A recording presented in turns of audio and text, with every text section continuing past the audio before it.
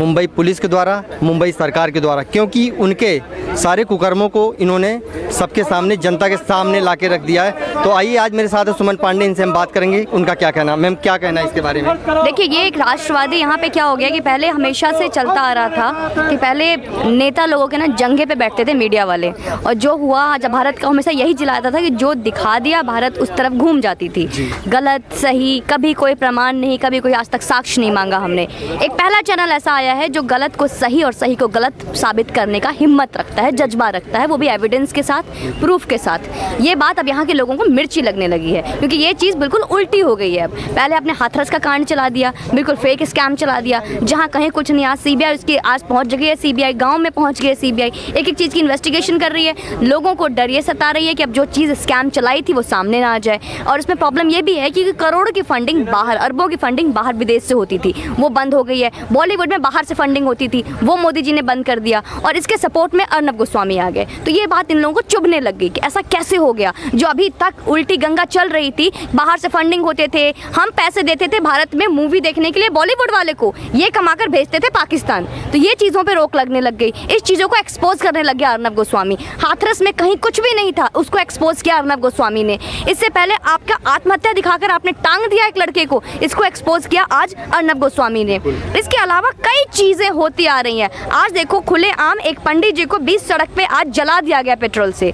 आज उसको आवाज़ उठाने वाला ना ही आज तक चैनल है, ये आज वाले जो आज तक चैनल जो हमेशा घूमते थे, एक एक चीज़ को भेड़िया की तरह नोचते हैं, ये वही आज तक चैनल है कि अभी जो 3 दिन पहले 7 अक्टूबर को सोफिया कांड में 3 आतंकवादी मारे गए, और ये बोलता है कि ये आतंकवादी शहीद हो गए, आतंकवादी शहीद हो गए, इसका नारा लगाता है। जहां पे सबको पता है कि रियाज नाइकू जो इतना बड़ा आतंकवादी ढेर हो गया, हमारे इंडियन आर्मी फोर्स ने उनको मार के गिरा दिया, और ये क्या बोलता है कि वो एक पेंटर थे, वो एक गणित के टीचर थे जो मारे गए। तो ये नहीं बोल रहा कि आतंकवादी मारा गया, वो ये बोल रहा है कि रियाज नाइकू जो एक गणित का टीचर था, वो एक पेंटर था, उसको मार दिया गया। क्यों? क्योंकि भारत की भावनाओं की, भारत के लोगों की भावनाओं के साथ उसको जोड़ने की कोशिश करता है आज तक। मैम, जिस हिसाब से कठुआ कांड में वहाँ पे सारे पहुंच जाते, सारे फिल्म स्टार पहुंच जाते हैं, लेकिन जब मुंबई में एक फिल्म स्टार की हत्या होती है, सुशांत सिंह राजपूत, क्योंकि वो बाहर का है, एक छोटे से राज्य का है, छोटे से प्रदेश का है, उसको मतलब प्रताड़ित किया जाता है, मेंटली टॉर्चर किया जाता है कि वो किसी तरह यहाँ से छोड़ के भाग जाए।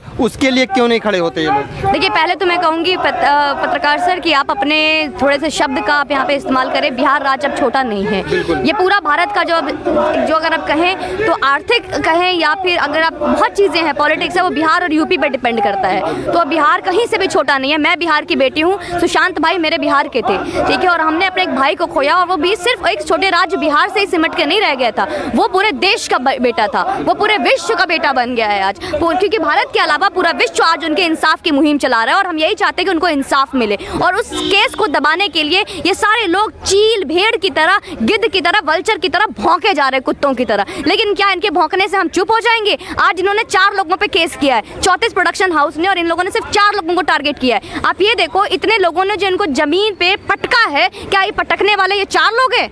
इन 4 लोगों को चुप करा के भारतीय जनता को चुप करा लेंगे? That is quite not possible. हम 4 लोग नहीं है, ये पूरी भारत की जनता है। अब इनको बुरा ये लग रहा है कि इनकी जो सच्चाई थी, जो इनका दोगला चेहरा था, वो सबके सामने उजागर हो गया है। हम सबने इनकी असलियत को पहचान ली है, अब बस इनको अटेंशन नहीं दे रहे तो इनको बुरा लग रहा है। अक्षय कुमार जिस हिसाब से अपने आप को राष्ट्रवादी बोलते थे जी, और जनता भी बोलती थी हिंदुस्तान की कि अक्षय कुमार एक राष्ट्रवादी अभिनेता हैं, वो हमेशा देश के ऊपर फिल्में बनाते हैं बहुत सारी, तो क्या उनका असली चेहरा अब सामने आ गया है? देखिए, अक्षय कुमार राष्ट्रवादी अभिनेता थे।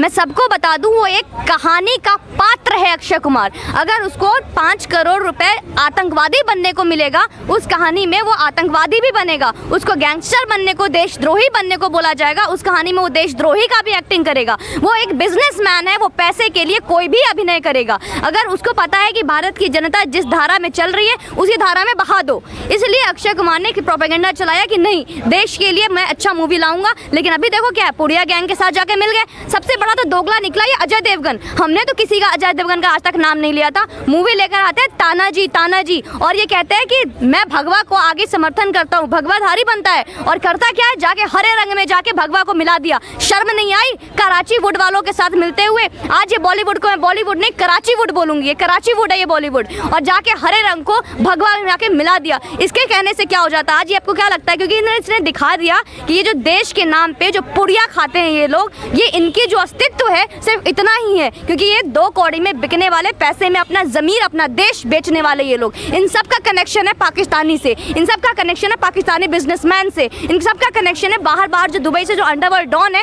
उन सब से। और यही चीज जब भारत की जनता खुल के एक्सपोज करने लग गई, हम सवाल पूछने लग गए, तो आज बुरा लग रहा है। क्योंकि इनको जो अटेंशन मिलती थी वो अटेंशन नहीं, अब गाली मिल रही है, तो उनसे बर्दाश्त नहीं हो रहा इन बड़ों लोगों से। जिस हिसाब से जया बच्चन जी रवि किशन के ऊपर उन्होंने सीधा बोला कि थाली में छेद कर रहे हो जी, तो अगर उन्होंने ड्रग्स के बारे में बता दिया या लोगों को बोल दिया तो क्या ये सफाई नहीं होनी चाहिए?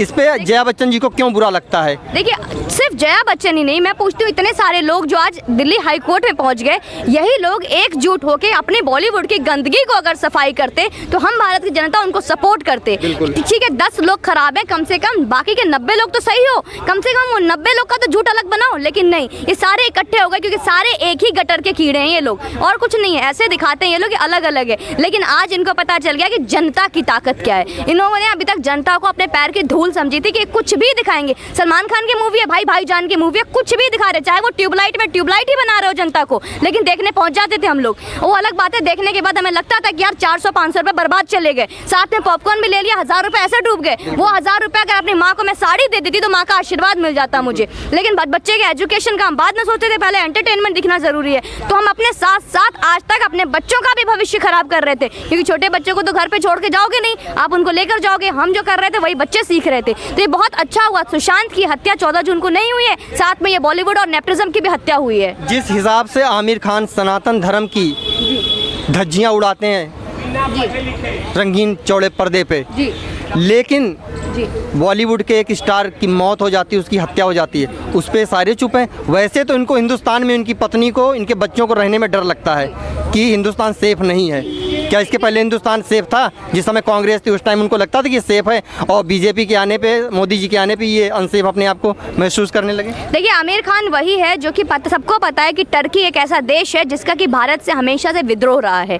कभी भी भारत और टर्की में एक अच्छा सा एक समझौता कभी नहीं हो पाया है। जो लोग आज आमिर खान को धरती से नोवेयर से स्काई पे पहुंचाने वाले हैं, उन सब को छोड़कर ये अपनी फिल्म की प्रमोशन के लिए टर्की पहुंच जाता है, और टर्की में वहाँ की लेडी जो फर्स्ट लेडी है उसके साथ जाके खड़ा हो जाता है और उसके साथ फोटो क्लिक कराता है। तो ये टर्की में जाके फिल्म की प्रमोशन करता है, उस टर्की में जो कि टर्की हमेशा से भारत के विद्रोह में रहा है। और ये यहाँ पे इनके परिवार दहशत महसूस करता है। क्यों? क्योंकि यहाँ पे पाकिस्तान वाली फीलिंग नहीं मिलती है। तो मैं इन लोगों से आग्रह करती हूँ, कोई दुश्मनी नहीं है आपसे, कोई पर्सनल एलिमिटी नहीं है। ये सारे लोग जो एंटरटेनमेंट का दुनिया यहाँ चला रहे थे, सारे उठो, अपना बोरिया बिस्तर उठाओ। कोई जहाँ पे कनाडा का रेजिडेंट है कैनेडा में जाके रहो, जिसके पास ब्रिटिश का, आलिया भट्ट यहाँ की नहीं है। आप लोगों को बता दूँ, आलिया भट्ट के पास जो रेजिडेंटशिप है वो ब्रिटिश की है। आलिया भट्ट ब्रिटिश की रहने वाली है, वो इंडिया की नहीं है। तो वो ब्रिटिश में जाके रहे, वो कनाडा में जाके रहे। जो लोग यहाँ पे अनसेफ फील कर रहे हैं वो जाके पाकिस्तान में रहे। भारत को कब तक गंदा क्यों कर रहे हो? हमारे पास कलाकार की कमी है क्या? हर स्टेट में अपना बिहार का बेटा है, अपना हरियाणा के बेटे को ले लो, अपने दिल्ली के बच्चे को ले लो। इतने सारे क्या कलाकारों की कमी है क्या?